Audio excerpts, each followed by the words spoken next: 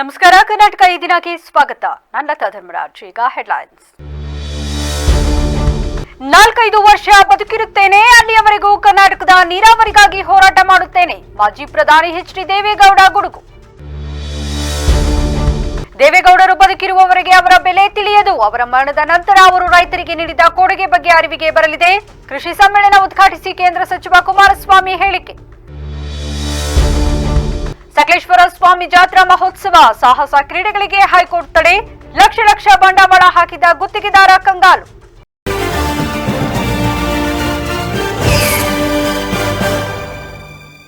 ಮಹದಾಯಿ ನದಿ ನೀರಿಗಾಗಿ ನಾವೆಲ್ಲರೂ ಪಕ್ಷಭೇದ ಮರೆತು ಹೋರಾಟ ಮಾಡಬೇಕಿದೆ. ಬಿಜೆಪಿ, ಕಾಂಗ್ರೆಸ್, ಜೆಡಿಎಸ್ ಸೇರಿ ಎಲ್ಲರೂ ಹೋರಾಟ ಮಾಡಬೇಕು.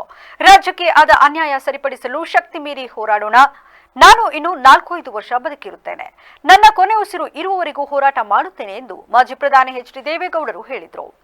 ಬೆಂಗಳೂರಿನಲ್ಲಿ ಸುದ್ದಿಗೋಷ್ಠಿ ನಡೆಸಿ ಮಾತನಾಡಿದ ಅವರು, ಮಹದಾಯಿ ಯೋಜನೆ ವಿವಾದ ನ್ಯಾಯಾಲಯದಲ್ಲಿದೆ. ಕಳಸಾ ಬಂಡೂರಿಯಿಂದ 3.5 ಟಿಎಂಸಿ ನೀರು ಬಿಡಲು ಗೋವಾ ಆಕ್ಷೇಪ ವ್ಯಕ್ತಪಡಿಸುತ್ತಿದೆ.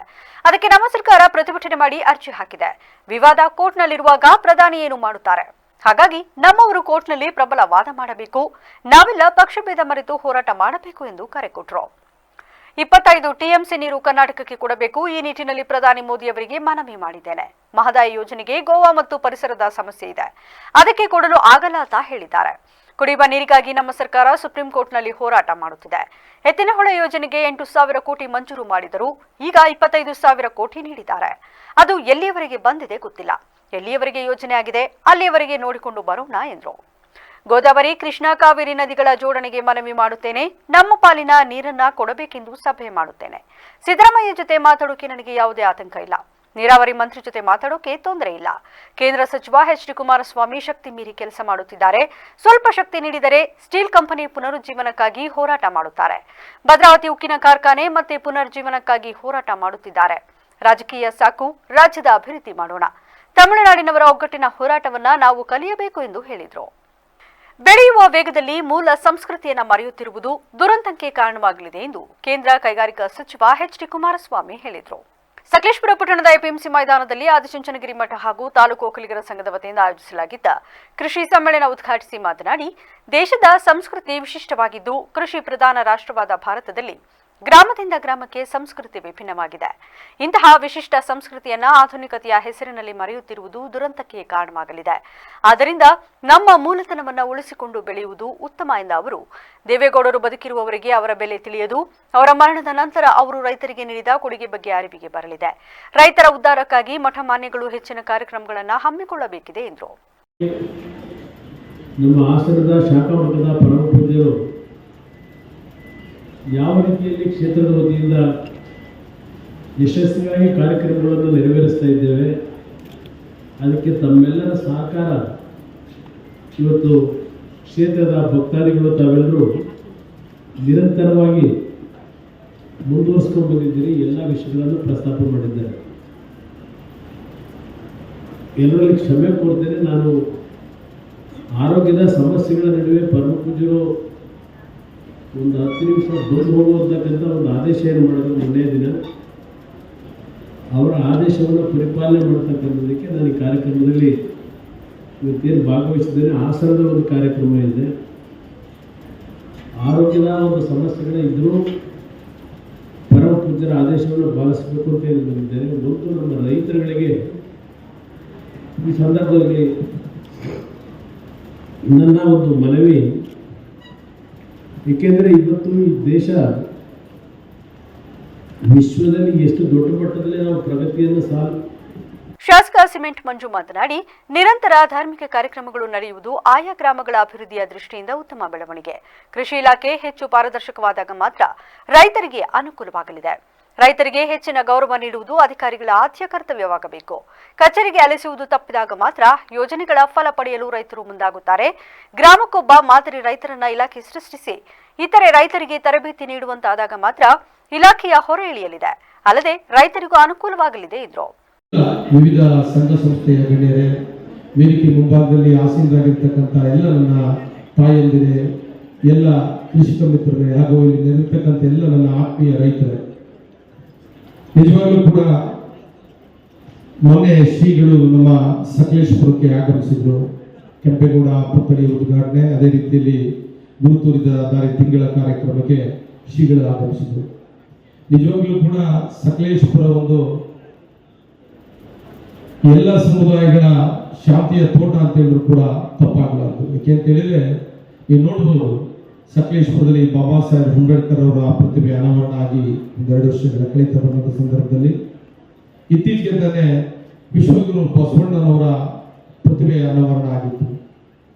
ಎಲ್ಲರಿಗಿಂತ ಇನ್ನೂ ಹೆಚ್ಚಿನ ಸಂತೋಷ ಅಂತಂದ್ರೆ ಈಗ ತಾನೇ ನಾಡಪ್ರಭು ಕೆಂಪೇಗೌಡರ ಪ್ರತಿಭೆ ಕೂಡ ಅನಾವರಣ ಆಗಿದೆ.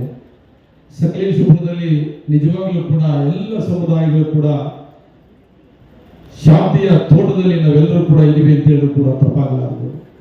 ಮೊನ್ನೆ ಶ್ರೀಗಳು ಸಕಲೇಶಪುರಕ್ಕೆ ಬಂದಾದ ತಕ್ಷಣ ರೋಟರಿ ಸಂಸ್ಥೆ ವತಿಯಿಂದ ಹೇಮಾವತಿ ತಾಯಿಯ ಪ್ರತಿಮೆಯನ್ನ ಮಾಡಿದ್ದಾರೆ. ಕಾರ್ಯಕ್ರಮದಲ್ಲಿ ಅಮೆರಿಕ ರಾಯಭಾರ ಕಚೇರಿಯ ಸಹಾಯಕ ಕಾರ್ಯದರ್ಶಿ ಶ್ರುತಿ ಪುರುಷೋತ್ತಮ್, ಕೃಷಿ ಇಲಾಖೆ ಜಂಟಿ ನಿರ್ದೇಶಕ ರಮೇಶ್ ಕುಮಾರ್, ಶ್ರೀ ಶಂಭುನಾಥ ಸ್ವಾಮೀಜಿ, ಶ್ರೀ ಬಸವಲಿಂಗ ಸ್ವಾಮೀಜಿ, ಶ್ರೀ ಇಮ್ಮಡಿ ಸಿದ್ದಲಿಂಗ ಸ್ವಾಮೀಜಿ, ಕೃಷಿಕ ಸಮಾಜದ ಅಧ್ಯಕ್ಷ ಹೆತ್ತೂರು ದೇವರಾಜ್, ತಾಲೂಕು ಒಕ್ಕಲಿಗರ ಸಂಘದ ಅಧ್ಯಕ್ಷ ಎಚ್ಎಂ ವಿಶ್ವನಾಥ್, ಕಾರ್ಯದರ್ಶಿ ಉಮೇಶ್ ಸೇರಿದಂತೆ ಹಲವರು ಉಪಸ್ಥಿತರಿದ್ದರು. ರೈತರು ಆಧುನಿಕ ತಂತ್ರಜ್ಞಾನಗಳ ಬಳಕೆಯನ್ನ ಹೆಚ್ಚಾಗಿ ಅಳವಡಿಸಿಕೊಳ್ಳಬೇಕು ಎಂದು ಶ್ರೀ ನಿರ್ಮಲಾನಂದನಾಥ ಸ್ವಾಮೀಜಿ ಹೇಳಿದರು.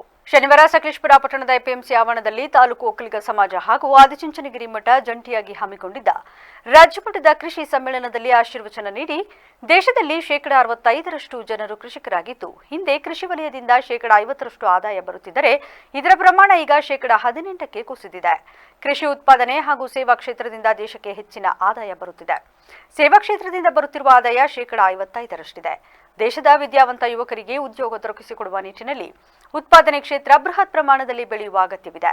ಬೇರೆ ಬೇರೆ ಕ್ಷೇತ್ರದಲ್ಲಿರುವಂತೆ ವ್ಯವಸಾಯ ಕ್ಷೇತ್ರದಲ್ಲೂ ಹೆಚ್ಚಿನ ಆವಿಷ್ಕಾರಗಳಾಗಬೇಕಿದೆ. ಆಧುನಿಕ ಯಂತ್ರಗಳ ಬಳಕೆಯಿಂದ ರೈತರ ಶ್ರಮ ಕಡಿಮೆಯಾಗಲಿದೆ. ಕೃಷಿ ಸಮ್ಮೇಳನಗಳ ಅಗತ್ಯ ರೈತರಿಗೆ ತಂತ್ರಜ್ಞಾನದ ಪರಿಚಯ ಮಾಡುವುದಾಗಿದೆ. ರೈತರೆಂದರೆ ಹರಕು ಬಟ್ಟೆಯಲ್ಲಿರಬೇಕು ಎಂಬ ಕಲ್ಪನೆ ಇಂದು ಇಲ್ಲ. ಇಂದು ಹೆಚ್ಚಿನ ಜನಸಂಖ್ಯೆಯಿಂದ ಭೂಮಿ ಒಡೆತನ ಸಹ ಕಡಿಮೆಯಾಗಿದೆ. ಇರುವ ಭೂಮಿಯಲ್ಲೇ ಹೆಚ್ಚಿನ ಆದಾಯ ಗಳಿಸುವ ನಿಟ್ಟಿನಲ್ಲಿ ರೈತರು ಚಿಂತನೆ ನಡೆಸಬೇಕಿದೆ ಎಂದರು. ಕೋಟ್ಯಾಂತರ ರೂಪಾಯಿ ಖರ್ಚು ಮಾಡಿ ಸಂಶೋಧನೆಗಳ ಮೂಲಕ ಆಧುನಿಕ ಆವಿಷ್ಕಾರಗಳನ್ನು ನಡೆಸಲಾಗಿದೆ. ರೈತರು ಈ ಆಧುನಿಕ ಆವಿಷ್ಕಾರಗಳ ಸದ್ಬಳಕೆ ಮಾಡಿಕೊಳ್ಳದೆ ಹೋದರೆ ಸರ್ಕಾರದ ಅಷ್ಟು ಹಣ ವ್ಯರ್ಥವಾಗಲಿದೆ ಎಂದರು. ವ್ಯವಸಾಯದ ಬಗ್ಗೆ ನಮಗಿಂತ ಹೆಚ್ಚು ತಿಳ್ಕೊಂಡಿರ್ತಕ್ಕಂಥವ್ರು ನೀವು. ಬೆಳಗ್ಗೆ ಎದ್ದ ತಕ್ಷಣ ಹೊಲಗಳನ್ನು ನೋಡ್ತಕ್ಕಂಥವ್ರು, ಬೆಳೆಯನ್ನು ಬೆಳೀತಕ್ಕಂಥವ್ರು, ಕಷ್ಟಗಳನ್ನು ಅರ್ಥತಕ್ಕಂಥವ್ರು. ಅದಕ್ಕಾಗಿ ಹೆಚ್ಚು ನಿಮಗೆ ಹೇಳ್ತಕ್ಕಂಥ ಅವಶ್ಯಕತೆ ಖಂಡಿತ ಇಲ್ಲ ಅಂತ ಭಾವಿಸಿ, ಒಂದಂತೂ ಸತ್ಯ, ನಮಗೆ ಸ್ವಾತಂತ್ರ್ಯ ಬಂದ ಸಂದರ್ಭದಲ್ಲಿ, ನಮಗೆ ಸ್ವಾತಂತ್ರ್ಯ ಬಂದಾಗ ಆ ಸಂದರ್ಭದಲ್ಲಿ ನಮ್ಮ ದೇಶದ ಆರ್ಥಿಕತೆಗೆ ಹೆಚ್ಚಿನ ಕಾಂಟ್ರಿಬ್ಯೂಷನ್ ಕೊಡ್ತಾ ಇದ್ದಂಥ ಸೆಕ್ಟರ್ ಯಾವುದು. ಈಗ ನಮ್ಮ ದೇಶ ಇದೆಯಲ್ಲ, ಒಂದು ದೇಶಕ್ಕೆ ಹಲವಾರು ವಲಯಗಳಿಂದ ಆರ್ಥಿಕತೆಗೆ ಕಾಂಟ್ರಿಬ್ಯೂಷನ್ಸ್ ಬರ್ತಾ ಹೋಗ್ತದೆ. ಮೇಜರ್ ಆಗಿ ನಮ್ಮ ದೇಶದಲ್ಲಿ ಪ್ರಸ್ತುತ ಕಾಲಘಟ್ಟದ ಸಂದರ್ಭದಲ್ಲಿ there are 3 main sectors which are identified contributing for the total economy of our country. ಯಾವ್ಯಾವುದು? ಒಂದು agriculture sector, of course which we are discussing now. Second one is service sector. ಮೂರನೆಯದು ಮ್ಯಾನುಫ್ಯಾಕ್ಚರಿಂಗ್ ಸೆಕ್ಟರ್. ದೇಶದ ಆದಾಯ ಯಾವ್ಯಾವ ಮೂಲದಿಂದ ಬರ್ತಾ ಇದೆ ಎಲ್ಲವನ್ನು ಕೂಡ ಮೂರೇ ಭಾಗಕ್ಕೆ, ಮೂರೇ ತಕ್ಕಡೆ ಇಡಬೇಕು ಅಂತಂದರೆ these are the main 3 sectors. ಒಂದು ಸೇವಾ ವಲಯ, ಇನ್ನೊಂದು ಕೃಷಿ ವಲಯ, ಇನ್ನೊಂದು ಉತ್ಪಾದನಾ ವಲಯ. ಅದನ್ನು ನಾವು ಆಂಗ್ಲ ಭಾಷೆಯಲ್ಲಿ ಕರೀತೇವೆ ಅಗ್ರಿಕಲ್ಚರ್ ಸೆಕ್ಟರ್. ಕೇಂದ್ರ ಸಚಿವ ಎಚ್ ಡಿ ಕುಮಾರಸ್ವಾಮಿ ಇಂದು ನಿರ್ಮಾಣ ಹಂತದಲ್ಲಿರುವ ಹಾಸನ ವಿಮಾನ ನಿಲ್ದಾಣಕ್ಕೆ ಭೇಟಿ ನೀಡಿ ಪರಿಶೀಲನೆ ನಡೆಸಿದರು.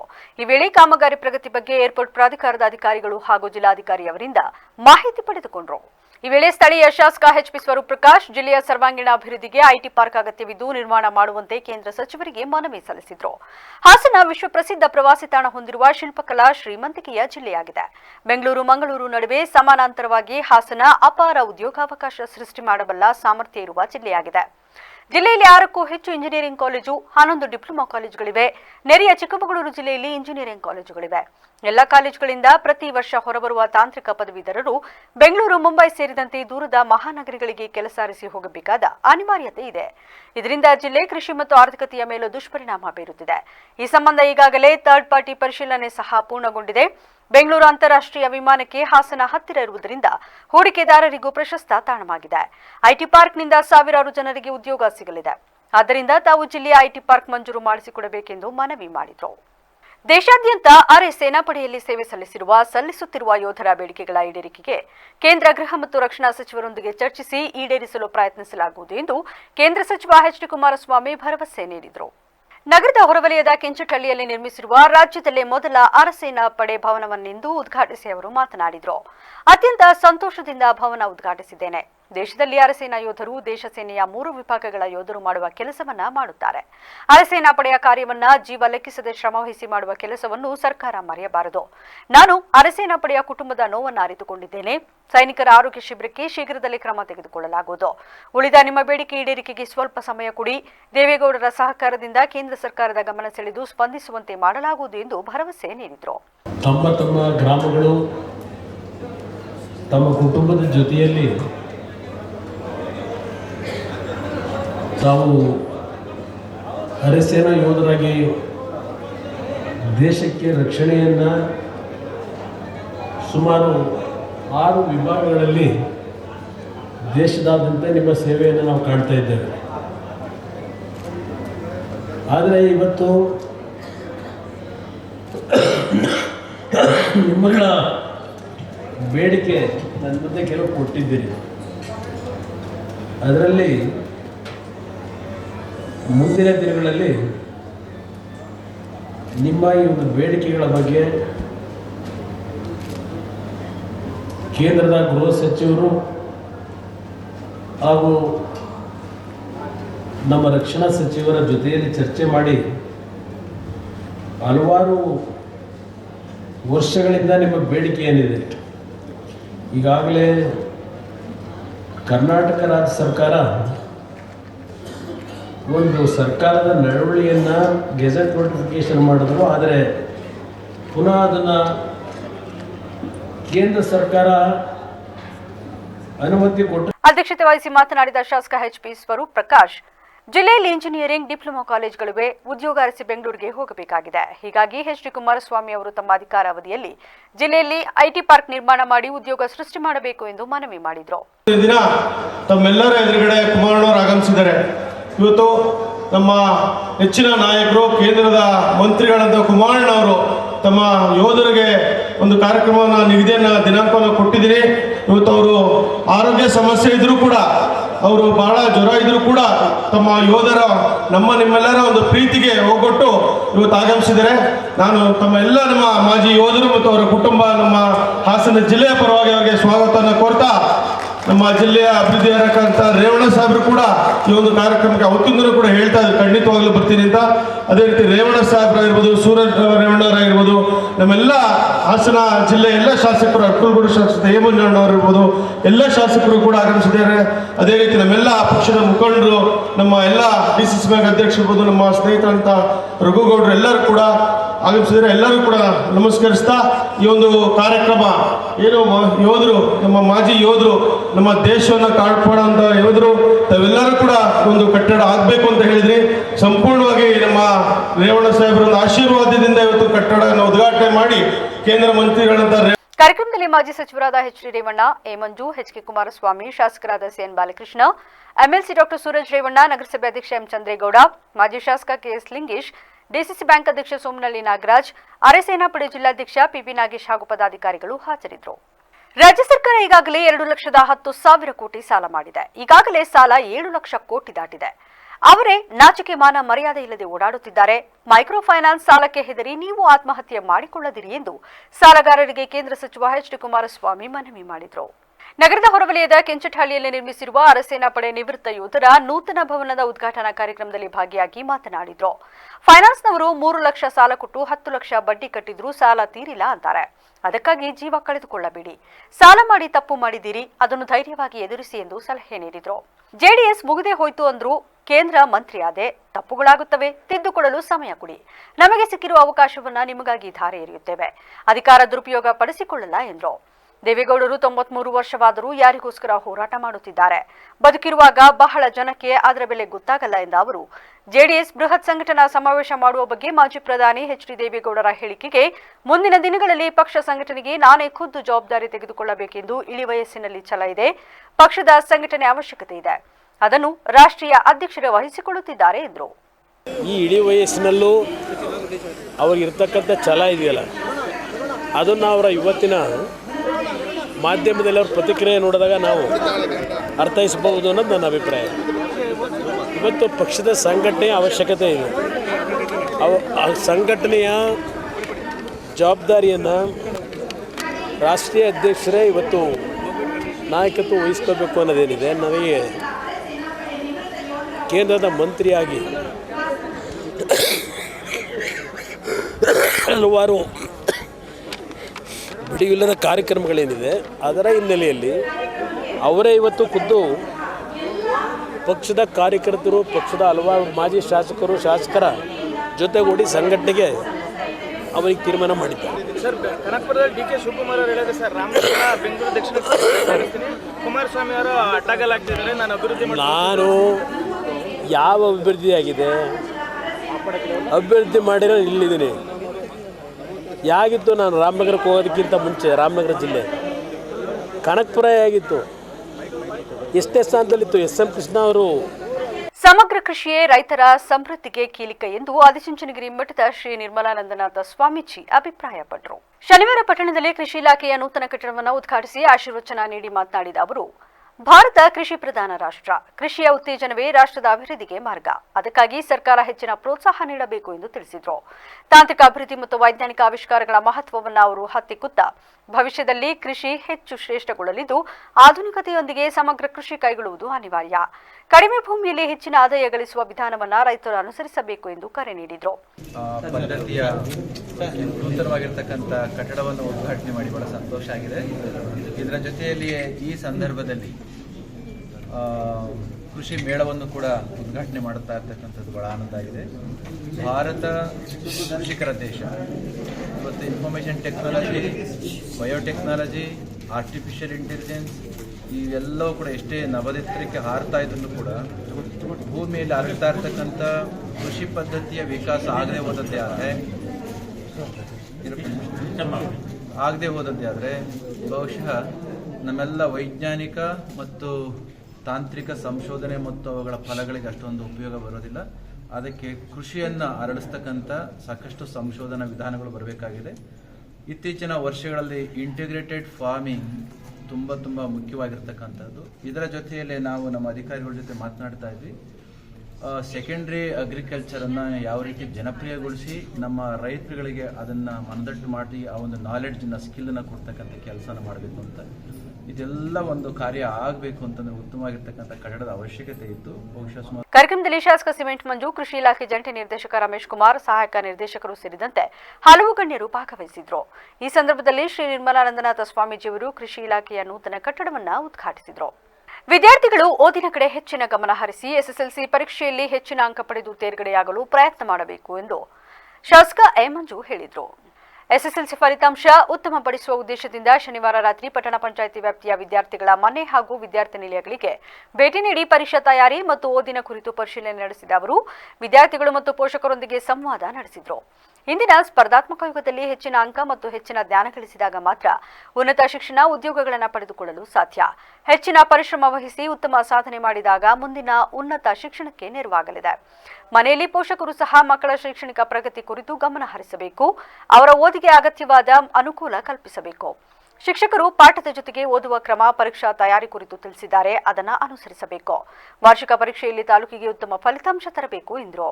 ಕ್ಷೇತ್ರ ಶಿಕ್ಷಣಾಧಿಕಾರಿ ಕೆಪಿ ನಾರಾಯಣ್ ಫಲಿತಾಂಶ ಹೆಚ್ಚಳಕ್ಕೆ ಇಲಾಖೆ ಕೈಗೊಂಡಿರುವ ಕ್ರಮಗಳ ಕುರಿತು ವಿವರಿಸಿದರು. ನಿಮಗೆ ನಾವು ಮಾತಾಡೋದ್ರಿಂದ ನಿಮಗೆ ಮಾರ್ಕ್ಸ್ ಜಾಸ್ತಿ ಆಗಲ್ಲ. ನೀವು ಶ್ರಮಪಟ್ಟು ನಾನು ಬೇರೆಯವರಿಗೆ ಆಗಬೇಕು ಅಂತ ಮನಸ್ಸು ಮಾಡಿದ್ರೆ ಮಾತ್ರ ಅದು ಮಾರ್ಕ್ಸ್ ಜಾಸ್ತಿ ಆಗಕ್ಕೆ ಸಾಧ್ಯ. ಇಲ್ಲಿ ನಿಮ್ಮ ಮನೆ ಬರ ನಾವು ಬರೆಯೋಕ್ಕಾಗಲ್ಲ. ನಮ್ಮ ಟೀಚರ್ ಪಾಠ ಮಾಡ್ಬೋದು, ನಾವು ಹಾಸ್ಟೆಲಲ್ಲಿ ಸೌಕರ್ಯ ಕೊಡ್ಬೋದು, ಊಟ ಕೊಡ್ಬೋದು, ಹಾಲು ಕೊಡ್ಬೋದು, ಬಟ್ಟೆ ಕೊಡ್ಬೋದು. ಅಲ್ಟಿಮೇಟ್ ಆಗಿ ನೀವೇ ನಿಮ್ಮ ಭವಿಷ್ಯವನ್ನು ನಿರ್ಮಾಣ ಮಾಡ್ಕೊಳ್ಳೋದಕ್ಕೆ ನಿಮಗೆ ಸಾಧ್ಯ, ನಮ್ದೇನಿಲ್ಲ. ನಾವು ಯಾಕೆ ಬಂದಿದ್ದೀವಿ ಅಂದರೆ ಎಲ್ಲೋ ಒಂದು ಕಡೆ ಎಲ್ಲಿ ವೀಕ್ ಆಗಿದ್ದರೆ ನಮ್ಮ ಟೀಚರ್ಸ್ಗೆ ಸ್ವಲ್ಪ ಗಮನ ಹರಿಸಿ ಅವ್ರು ಹೇಳಿ ಮಾಡಿ ಅಂತ ಹೇಳ್ತಕ್ಕಂಥದ್ದು ಬಂದಿದ್ದೀವಿ. ನೀವು ನಮ್ಮ ಬೇರೆ ಮಕ್ಕಳಿಗೆ ಮಾದರಿ ಆಗಬೇಕು. ನೀವು ಮಾದರಿ ಆದರೆ ಅವ್ರಿಗೆ ನಮ್ಮ ಸೀನಿಯರ್ಸ್ ಹಿಂಗಿದ್ರಪ್ಪ ಹಿಂಗೆ ಹೇಳ್ಕೊಟ್ರು, ಅವರಿಂದ ನಾವು ಹಿಂಗೆ ಆಗ್ಬೇಕು ಅನ್ನೋ ಭಾವನೆ ನೀವು ಹಾಕೊಟ್ಟ ದಾರಿಲಿ ಅವ್ರು ಹೋಗಂಗಿರ್ಬೇಕು. ಅದನ್ನ ಮಾಡ್ತೀರಿ ಅಂತ ನಮಗೆ ಆಮೇಲೆ ಈ ಮದುವೆಯನ್ನು ಮಾಡಿಕೊಂಡು ಇವತ್ತು ಯಾರೂ ಕೂಡ SLC ಮಾನ್ಯ ಶಾಸಕರು ಇಲಾಖೆಯ ಮೇಲೆ ಅಪಾರ ಮಕ್ಕಳ ಮೇಲೆ ಪ್ರೀತಿ ಇಟ್ಟುಕೊಂಡು ಅತ್ಯಂತ ಉತ್ಸಾಹದಿಂದ ಭಾಗವಹಿಸುತ್ತಿದ್ದಕ್ಕೆ ನಾನು ತುಂಬ ಹೃದಯದ ಅಭಿನಂದನೆಗಳನ್ನು ತಿಳಿಸಲಿಕ್ಕೆ ಇಷ್ಟಪಡ್ತೀನಿ ಸರ್. ಜೊತೆಗೆ ನಮ್ಮೆಲ್ಲ ಸಂಘ ಸಂಸ್ಥೆಯವರು, ಶಿಕ್ಷಕರು, ಪುಟಾಣಿ ಮಕ್ಕಳು ಎಲ್ಲರೂ ಸಹ ಜುಲೈಯಿಂದ ಇಲ್ಲಿಯವರೆಗೆ ಭಾಳಷ್ಟು ಕ್ರಿಯಾಶೀಲವಾದಂಥ ಕೆಲಸಗಳನ್ನು ಮಾಡ್ಕೊಂಡು ಬಂದಿದ್ದಾರೆ. ಅದರಲ್ಲೂ ನಮಗೆ ಭಾಳ ಮುಖ್ಯವಾದದ್ದು ಪ್ರಗತಿ ಪತ್ರಗಳು ಮತ್ತು ಟಾಪ್ 10 ಅನ್ನುವಂಥ ಒಂದು ಕಲ್ಪನೆಯಲ್ಲಿ ಪೈಪೋಟಿ ತುಂಬ ಚೆನ್ನಾಗಿದೆ. ಎಲ್ಲ ಮಕ್ಕಳಲ್ಲೂ ನಾನು ಮೊದಲು ಬರಬೇಕು, ನಾನು ಟಾಪ್ 10 ಸ್ಥಾನ ಪಡಿಬೇಕು ಅನ್ನುವಂತಹ ಆಶಯವನ್ನು ಇಟ್ಟುಕೊಂಡು ಭಾಳಷ್ಟು ಒಳ್ಳೆಯ ಪೈಪೋಟಿಗಳನ್ನು ಮಾಡ್ತಾ ಇದ್ದಾರೆ. ಅದಕ್ಕೆ ಪೂರಕವಾಗಿ ನಮ್ಮ ಮುಖ್ಯೋಪಾಧ್ಯಾಯರು ಮತ್ತು ಶಿಕ್ಷಕರು ಮತ್ತು ಪೋಷಕರು ಎಲ್ಲ ಮುಖ್ಯಸ್ಥರು ಭಾಳಷ್ಟು ವಿನೂತನವಾಗಿ ಖುಷಿಯಿಂದ ಆಗಾಗ್ಗೆ ಆಗಬೇಕಾದಂಥ ಎಲ್ಲ ಕೆಲಸ ಕಾರ್ಯಗಳನ್ನು ಮಾಡ್ಕೊಂಡು ಬಂದಿದ್ದಾರೆ. ಫಲಿತಾಂಶದ ವಿಶ್ಲೇಷಣೆಯನ್ನಂತೂ ಭಾಳ ಚೆನ್ನಾಗಿ ನಮ್ಮ ಮುಖ್ಯೋಪಾಧ್ಯಾಯರು ಮತ್ತು ಶಿಕ್ಷಕರು ಅಚ್ಚುಕಟ್ಟಾಗಿ ಮಾಡ್ಕೊಂಡು ಬಂದಿದ್ದಾರೆ ಸರ್. ಈಗ ನಮ್ಮ ಜಿಲ್ಲಾ ಹಂತದ ಪೂರ್ವ ಸಿದ್ಧತಾ ಪರೀಕ್ಷೆಯಲ್ಲಿ ನಾವು 83% ಫಲಿತಾಂಶವನ್ನು ತಾಲೂಕಲ್ಲಿ ಸರಾಸರಿಯಾಗಿ ಪಡ್ಕೊಂಡಿದ್ದೀವಿ. 2334 ಮಕ್ಕಳು 58 ಪ್ರೌಢಶಾಲೆಗಳಲ್ಲಿ ಕಲಿತು ಪರೀಕ್ಷೆಯನ್ನು ಬರೆಯೋದ್ರಲ್ಲಿದ್ದಾರೆ. ಪರೀಕ್ಷೆಯನ್ನು ಒಂದು ಹಬ್ಬವಾಗಿ ಸಂತೋಷದಿಂದ ಸಡಗರದಿಂದ ಆ ಪರೀಕ್ಷೆಯನ್ನು ಒಂದು ಹಬ್ಬದ ರೂಪದಲ್ಲಿ ಬರೆಯೋದಕ್ಕೆ ಪೂರ್ವ ತಯಾರಿಯನ್ನು ಮಾಡ್ಕೊಂಡಿದ್ದಾರೆ ಸರ್. ನಾವೆಲ್ಲರೂ ಒಂದು ಒಳ್ಳೆಯ ಫಲಿತಾಂಶವನ್ನು ನಮ್ಮ ಇಡೀ ಅರ್ಕರ್ಗೋಡು ಕ್ಷೇತ್ರ ಸಮನ್ವಯ ಅಧಿಕಾರಿ CS ಬಾಲರಾಜ್, ಅಕ್ಷರ ದಾಸೋಹ ಸಹ ನಿರ್ದೇಶಕ ರಂಗಸ್ವಾಮಿ, ECO ಯೋಗೇಶ್, ಶಿವಪ್ರಕಾಶ್, ಮುಖ್ಯ ಶಿಕ್ಷಕರಾದ ಬೋರನಗೌಡ, ವೆಂಕಟೇಶ್, ಫಯಾಜ್, ಸಹ ಶಿಕ್ಷಕ ರಾಜೇಂದ್ರ ಹಾಜರಿದ್ದರು. ಬೇಲೂರು ತಾಲೂಕು ಬೆಳ್ಳಾವರ ಗ್ರಾಮದ ಬಳಿ 2 ದಿನಗಳ ಹಿಂದೆ ಕಾಡಾನೆ ದಾಳಿಗೆ ವೃದ್ಧೆ ಬಲಿಯಾದ ಸಂದರ್ಭದಲ್ಲಿ ಸ್ಥಳೀಯ ಶಾಸಕ HK ಸುರೇಶ್ ಅವರು DCF ಇತರರ ಬಗ್ಗೆ ಆಡಿದ ಮಾತುಗಳನ್ನು ಗಂಭೀರವಾಗಿ ಪರಿಗಣಿಸಬಾರದು ಎಂದು ಜಿಲ್ಲಾ ಪ್ಲಾಂಟರ್ಸ್ ಸಂಘ ಮನವಿ ಮಾಡಿದೆ. ಇಂದು ಸುದ್ದಿಗೋಷ್ಠಿಯಲ್ಲಿ ಮಾತನಾಡಿದ ಸಂಘದ ಅಧ್ಯಕ್ಷ AS ಪರಮೇಶ್, ಅಂದು ಬೆಳಗ್ಗೆಯಿಂದಲೇ ಜನರು ಶಾಸಕರ ವಿರುದ್ಧ ಸಿಟ್ಟಾಗಿದ್ರು. ಮೇಲಾಧಿಕಾರಿಗಳು ಸ್ಥಳಕ್ಕೆ ಬರುವುದು ತಡವಾದ್ದರಿಂದ ಶಾಸಕರು ಏರುಧ್ವನಿಯಲ್ಲಿ ಮಾತನಾಡಿದ್ರು. ಇದು ಯಾವುದೇ ದುರುದ್ದೇಶ ಅಥವಾ ಬೇರೆ ಕಾರಣದಿಂದ ಅಲ್ಲ ಎಂದರು. KGF ಪ್ರಧಾನ ಕಾರ್ಯದರ್ಶಿ ಸುರೇಂದ್ರ ಅವರು ಮಾತನಾಡಿ, ನವಭಾಗದಲ್ಲಿ 16 ವರ್ಷ ಕಳೆದರೂ ಕಾಡಾನೆ ಸಮಸ್ಯೆ ಬಗೆಹರಿದಿಲ್ಲ. ಆನೆ ಮಾನವ ಸಂಘರ್ಷ ಕೊನೆಗೊಂಡಿಲ್ಲ. ನಾವು ನಿರಂತರವಾಗಿ ಹೋರಾಟ ಮಾಡುತ್ತಿದ್ದರೂ ಯಾವುದೇ ಪ್ರಯೋಜನ ಆಗಿಲ್ಲ. ಇತ್ತೀಚೆಗೆ ಕಾಡಾನೆ ಸಮಸ್ಯೆ ಮಿತಿಮೀರಿ ಆಗಾಗ್ಗೆ ಸಾವು ನೋವು ಸಂಭವಿಸುತ್ತಿವೆ. ಜನರ ಕಾಳಜಿ ಹಾಗೂ ಹಿತದೃಷ್ಟಿಯಿಂದ ಶಾಸಕರು ಹಾಗೆ ಮಾತನಾಡಿದ್ದಾರೆ. ಜನರ ಪರವಾಗಿ ದನಿ ಎತ್ತಿದ್ದಾರೆ. ಕೆಲವೊಮ್ಮೆ ಸಮಾಜದ ಅಂಕುಡೊಂಕು ತಿದ್ದುವಾಗ ಜನಪ್ರತಿನಿಧಿಗಳು, ಮಾಧ್ಯಮಗಳು ಕಠಿಣ ನಡೆ ಅನುಸರಿಸಬೇಕಾಗುತ್ತದೆ. ಹಾಗಾಗಿ ಶಾಸಕರು ಮಾತನಾಡಿದ್ದನ್ನೇ ಬೇರೆ ಸ್ವರೂಪಕ್ಕೆ ಕೊಂಡೊಯ್ಯುವ ಅವಶ್ಯಕತೆ ಇಲ್ಲ ಎಂದು ಮನವಿ ಮಾಡಿದರು. ಮೊದಲಿಗೆ ತಮಗೆ ಅಭಿನಂದನೆಗಳು. ಹಾಗೂ ಈಗ ನಾವು ತಡವಾಗಿ ಬಂದ್ವಿ, ನಿಮ್ಮ ಕಾರ್ಯಕ್ರಮ ಸ್ವಲ್ಪ ಏರುಪೇರಾಗೋದಕ್ಕೆ ನಾವು ಕಾರ್ಯಬಾಹುಳ್ಯದಿಂದ ಆಗಿಲ್ಲ. ಅದಕ್ಕಾಗಿ ವಿಷಾದಿಸ್ತಾ ಆನೆ ಮಾನವ ಸಂಘರ್ಷವನ್ನು ಭಾಳ ಸಮರ್ಥವಾಗಿ ರಾಜ್ಯ ಮತ್ತು ಅಂತಾರಾಷ್ಟ್ರೀಯ ಮಟ್ಟದವರೆಗೂ ತಾವು ತಲುಪಿಸ್ಕೊಂಡು ಹೋಗ್ತಾ ಇದ್ದೀರಿ. ಅದಕ್ಕಾಗಿ ನಾನು ನಿಮಗೆ ನಮ್ಮೆಲ್ಲ ಬೆಳೆಗಾರ ಸಮುದಾಯದ ಪರವಾಗಿ ಅಭಿನಂದನೆಗಳನ್ನು ಸಲ್ಲಿಸ್ತೀನಿ. ಅದರ ಜೊತೆಗೆ ನಾವು ಇನ್ನೊಂದು ಸ್ಪಷ್ಟಪಡಿಸ್ತೀವಿ, ನಮ್ಮೆಲ್ಲ ಸಹ ಸಂಘಟನೆಗಳ ಪರವಾಗಿ ನಾನು ಈ ಮಾತು ಹೇಳುವಂಥದ್ದು, ಬೆಳೆಗಾರರು, ರೈತರು ಅಥವಾ ನಮ್ಮ ಕೃಷಿ ಕಾರ್ಮಿಕರು, ನಮ್ಮಲ್ಲಿರುವಂಥ ಸಮಾಜದ ಎಲ್ಲ ವರ್ಗಗಳ ಜನರು ನಾವು ಆನೆಗಳ ವಿರೋಧಿ ಅಲ್ಲ, ಆನೆಗಳ ಹಾವಳಿಯ ವಿರೋಧಿಗಳಷ್ಟೇ. ಕಾರಣಗಳೇನೇ ಇರ್ಬೋದು. ಈಗ ಆನೆಗಳ ಸಂತತಿಯೂ ಜಾಸ್ತಿ ಆಗಿದೆ, ಜನಸಂಖ್ಯೆಯೂ ಜಾಸ್ತಿ ಆಗಿದೆ, ಕೃಷಿ ಭೂಮಿ ಜಾಸ್ತಿ ಆಗಿದೆ. ಈ ಗಂಭೀರ ವಿಚಾರಗಳನ್ನು ಇನ್ನೊಂದು ಬೇರೆ ವೇದಿಕೆಯಲ್ಲಿ ಚರ್ಚೆ ಮಾಡೋದು. ಮೊನ್ನೆ ನಡೆದಂಥ ಘಟನೆ ಪ್ರಜಾಪ್ರಭುತ್ವದ 3 ಪ್ರಮುಖ ಅಂಗ, ತಾವು ಕೂಡ 4ನೇ ಅಂಗವಾಗಿ ನಾವು ಗುರುತಿಸ್ಕೊಂಡಿದ್ದೀವಿ. ಕಾರ್ಯಾಂಗ ಇರ್ಬೋದು, ಶಾಸಕಾಂಗ ಇರ್ಬೋದು, ನ್ಯಾಯಾಂಗ ಇರ್ಬೋದು, ಎಲ್ಲವೂ ಕೈ ಜೋಡಿಸ್ಕೊಂಡು ಹೋದರೆ ಒಂದು ಸುಸ್ಥಿರ ಸ್ವಸ್ಥ ಸಮಾಜದ ಸ್ಥಾಪನೆ ಸಾಧ್ಯ. ಏನಾಗ್ತದೆ, ಮೊನ್ನೆ ಈ ರೀತಿ ಅಹಿತಕರ ಘಟನೆಗಳು, ಆ ಕುಟುಂಬದ ಆದ ನೋವನ್ನು ಅವರು ಮಾತ್ರ ಸಹಿಸೋದಕ್ಕೆ ಸಾಧ್ಯ. ನಾವು ಸುದ್ದಿಗೋಷ್ಠಿಯಲ್ಲಿ ಪದಾಧಿಕಾರಿಗಳಾದ KB ಲೋಹಿತ್, ಬಸವರಾಜು, ಸಂಜಯ್, ಮಂಜುನಾಥ್ ಶೆಟ್ಟಿ ಹಾಜರಿದ್ದರು. ಸಕಲೇಶ್ವರ ಸ್ವಾಮಿ ಜಾತ್ರಾ ಮಹೋತ್ಸವದಲ್ಲಿ ಸಾರ್ವಜನಿಕರ ಮನೋರಂಜನೆಗಾಗಿ ಅಳವಡಿಸಿದ್ದ ಜಾಯಿಂಟ್ ವೀಲ್, ಟೊರೊಟೊರೊ ಹಾಗೂ ಕೊಲಂಬಸ್ ಸಾಹಸ ಕ್ರೀಡೆಗಳಿಗೆ ಹೈಕೋರ್ಟ್ ತಡೆ ನೀಡಿದೆ. ಈ ಅನಿರೀಕ್ಷಿತ ಬೆಳವಣಿಗೆಯಿಂದ ಗುತ್ತಿಗೆದಾರ ಪ್ರವೀಣ್ ಅವರು ಆತಂಕಕ್ಕೆ ಒಳಗಾಗಿದ್ದು ಲಕ್ಷಾಂತರ ರೂಪಾಯಿ ನಷ್ಟದ ಭೀತಿ ಎದುರಿಸುತ್ತಿದ್ದಾರೆ. 67ನೇ ಸಕಲೇಶ್ವರ ಸ್ವಾಮಿ ಜಾತ್ರಾ ಮಹೋತ್ಸವಕ್ಕೆ ಸಹಸ್ರಾರು ಸಂಖ್ಯೆಯಲ್ಲಿ ಭಕ್ತರು ಭೇಟಿ ನೀಡುತ್ತಿದ್ದಾರೆ. ಪ್ರವೀಣ್ ಅವರು ಗರಿಷ್ಠ 36.40 ಲಕ್ಷ ರೂಪಾಯಿಗೆ ಟೆಂಡರ್ ಕೂಗಿ ಸಾಹಸ ಕ್ರೀಡೆಗಳ ನಡೆಸಲು ತಯಾರಿ ಮಾಡಿಕೊಂಡಿದ್ದಾರೆ. ಜಿಎಸ್ಟಿ ಸೇರಿ ಪುರಸಭೆಗೆ 40 ಲಕ್ಷ ರೂಪಾಯಿ ಪಾವತಿಸಿದ್ದಾರೆ. ಜೊತೆಗೆ ಸಾಹಸ ಕ್ರೀಡೆಗಳ ಅಳವಡಿಕೆ, ಜಾಗ ಸಮತಟ್ಟು ಹಾಗೂ ವಿವಿಧ ಕೆಲಸಗಳಿಗೆ ಅಂದಾಜು 20 ಲಕ್ಷ ರೂಪಾಯಿ ಖರ್ಚು ಮಾಡಿದ್ದಾರೆ. ಜಾಯಿಂಟ್ ವೀಲ್ ಸೇರಿ ಇತರ ಆಟಿಕೆಗಳನ್ನು ಅಳವಡಿಸಿರುವ ಜಾಗ ಹೇಮಾವತಿ ನದಿ ದಡದಲ್ಲಿದೆ. ಭಾರದ ವಸ್ತುಗಳಿಂದ ಮಣ್ಣು ಕುಸಿಯುವ ಸಾಧ್ಯತೆ ಇದೆ. ಮುಂಜಾಗ್ರತಾ ಕ್ರಮವಾಗಿ ಮನೋರಂಜನಾ ಚಟುವಟಿಕೆಗೆ ತಡೆ ನೀಡಬೇಕೆಂದು ಖಾಸಗಿ ವ್ಯಕ್ತಿಯೊಬ್ಬರು ನ್ಯಾಯಾಲಯದ ಮೆಟ್ಟಿಲೇರಿದ್ರು. ಶುಕ್ರವಾರ ಕೋರ್ಟ್ನಿಂದ ತಡೆಯಾಜ್ಞೆ ಬಂದಿರುವುದರಿಂದ ಪೊಲೀಸರು ಸ್ಥಳಕ್ಕೆ ದೌಡಾಯಿಸಿ ಆಟಗಳನ್ನು ಬಂದ್ ಮಾಡಿಸಿದ್ದಾರೆ. ಹೀಗಾಗಿ ಗುತ್ತಿಗೆದಾರ ಪ್ರವೀಣ್ ಚಿಂತಾಕ್ರಾಂತರಾಗಿದ್ದಾರೆ. ನಾವು ಅಮ್ಯೂಸ್ಮೆಂಟ್ ಗುತ್ತಿಗೆದಾರರು ಮಾತಾಡ್ತಾ ಇರೋದು. ನಮಗೆ ಇಲ್ಲಿ ಸಕಲೇಶ್ಪುರ ಜಾತ್ರೆ ಪ್ರಯುಕ್ತ 22ನೇ ತಾರೀಕು ನಮಗೆ ಪುರಸಭೆಯಿಂದ ಒಂದು ಟೆಂಡರ್ನ ಪ್ರೊಡ್ಯೂಸ್ ಮಾಡ್ತಾರೆ. ಅದ್ರ ಪ್ರಯುಕ್ತ ನಾವು ಅದಕ್ಕೊಂದು ಅಪ್ಲೈ ಮಾಡಿಬಿಟ್ಟು ಪುರಸಭೆಯಲ್ಲಿ ನಾವು ಎಲ್ಲರಿಗಿಂತ ಅತಿ ಹೆಚ್ಚಿನ ಮೊತ್ತದಲ್ಲಿ ನಾವು ಟೆಂಡರ್ನ ಕೂತ್ಕೊಂತೀವಿ. ಅಲ್ಲಿ ನಮಗೆ ಮೆನ್ಷನ್ ಮಾಡಿಕೊಟ್ಟಿದ್ದು ಪುರಸಭೆ ವತಿಯಿಂದ ಅಮ್ಯೂಸ್ಮೆಂಟ್ ಪಾರ್ಕ್ ಮತ್ತೆ ಪ್ರತಿಯೊಂದು ಆರ್ಡರ್ಗೆ ಮಕ್ಕಳ ಐಟಮ್ ಆಗಿರ್ಬೋದು, ಫುಡ್ ಐಟಮ್ ಆಗಿರ್ಬೋದು, ಎಲ್ಲವನ್ನು ನಮಗೆ ಸೇರಿಸಿ ಅದರಲ್ಲಿ ಮೆನ್ಷನ್ ಮಾಡಿ ನಮಗೆ ಕೊಟ್ಟಿರ್ತಾರೆ. ಅದ್ರ ಪ್ರಕಾರ ನಮಗೆ 27ನೇ ತಾರೀಕು ನಮಗೆ ಟೆಂಡರ್ ನಮಗೆ ಆಗುತ್ತೆ. 36,40,000 ರೂಪಾಯಿಗೆ ಟೆಂಡರ್ ಪ್ಲಸ್ ವಿತ್ GST ಸೇರಿ 47,60,000 ರೂಪಾಯಿನ ನಾವು ಪುರಸಭೆಗೆ ನಾವು ಪೇಮೆಂಟ್ ಅನ್ನ ಮಾಡಿರ್ತೀವಿ. ಪ್ಲಸ್ ಅದ್ರ ಜೊತೆಗೆ 42,60,000 ಜೊತೆಗೆ ನಮಗೆ ಇತ್ಯಾದಿ ನಾವು ಇದನ್ನೆಲ್ಲ ಸೆಟ್ ಮಾಡ್ಲಿಕ್ಕೆ ಒಂದು 15ರಿಂದ 20 ಲಕ್ಷ ರೂಪಾಯಿ ಅಡಿಷನಲ್ ಆಗಿ ಖರ್ಚು ಬಂದಿರುತ್ತೆ. ನಮಗೆ ನಿನ್ನೆಯಿಂದ ನಮಗೆ 12ನೇ ತಾರೀಕಿನಿಂದ 27ನೇ ತಾರೀಕುವರೆಗೂ ನಮಗೆ ಅನುಮತಿಯನ್ನ ಕೊಟ್ಟಿರ್ತಾರೆ. ಯಥಾ ಪ್ರಕಾರ ನಾವೆಲ್ಲ ವ್ಯವಸ್ಥೆಯನ್ನು ಮಾಡಿಬಿಟ್ಟು 12ನೇ ತಾರೀಕು ನಾವು ನಿನ್ನೆ 13ನೇ ತಾರೀಕಿಂದ ಚಾಲು ಮಾಡಿರ್ತೀವಿ. ಚಾಲು ಮಾಡಿದ ನಂತರ ಒಂದು ದಿವಸ ಆಗಿರ್ತದೆ ಚಾಲು ಆಗಿ ಅಷ್ಟೇನೆ. ಅದಾದ ನಂತರನೇ ಬಂದ್ಬಿಟ್ಟು ನಿಮಗೆ ವಿರುದ್ಧ ತಂದಿರೋಷ್ಟೇ ಇದು ಊರ್ ಜಾತ್ರೆ ನಡಿಬೇಕಾದ್ರೆ ಅದು 1 ವಾರ ಜಾತ್ರೆ ಇರೋಂಥದ್ದು. ಯಾವುದೇ ಕಾರಣಕ್ಕೂ ಸ್ಟೇ ಸಿಕ್ಕಬಾರ್ದು, ಕೊಡಬಾರ್ದು, ತರಬಾರ್ದು.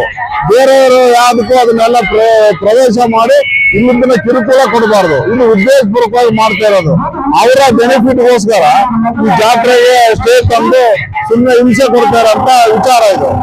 ಇದು ನಿಜವಾಗೂ ತಪ್ಪು, ಕೊಡಬಾರ್ದು. ಅದರಿಂದ ಇಲ್ಲಿ ಪಾಪ ಏನೋ ಊರು ವರ್ಷಕ್ಕೊಂದು ಜಾತ್ರೆ ನಡೆಯುವಂಥದ್ದು, ಅದಕ್ಕೂ ಉದ್ದೇಶಪೂರ್ವಕವಾಗಿ ತೊಂದರೆ ಕೊಡುವಂಥದ್ದು ಸರಿಯಲ್ಲ.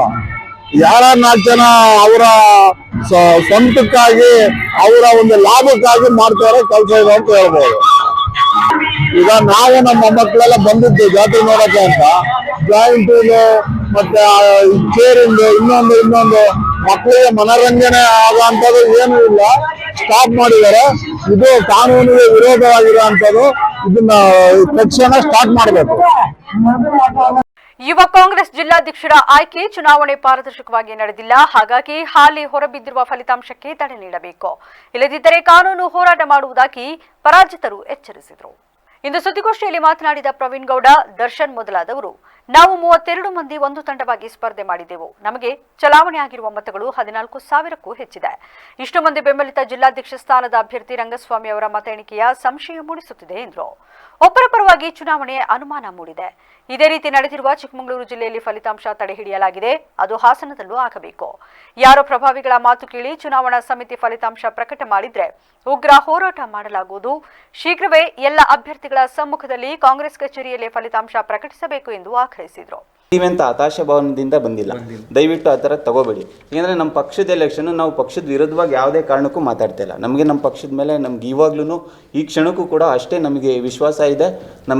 ನಮಗಾಗಿರೋ ತೊಂದರೆ ಮುಂದಿನ ದಿನಗಳಲ್ಲಿ ಮತ್ತೊಬ್ರಿಗೆ ಆಗಬಾರ್ದು. ಮುಂಚೆಲ್ಲ ಹೇಗೆಂದರೆ ಚುನಾವಣಾ ಬ್ಯಾಲೆಟ್ ಪೇಪರ್ ಇರೋದು, ವೋಟಿಂಗ್ ನಡೀತಾ ಇತ್ತು.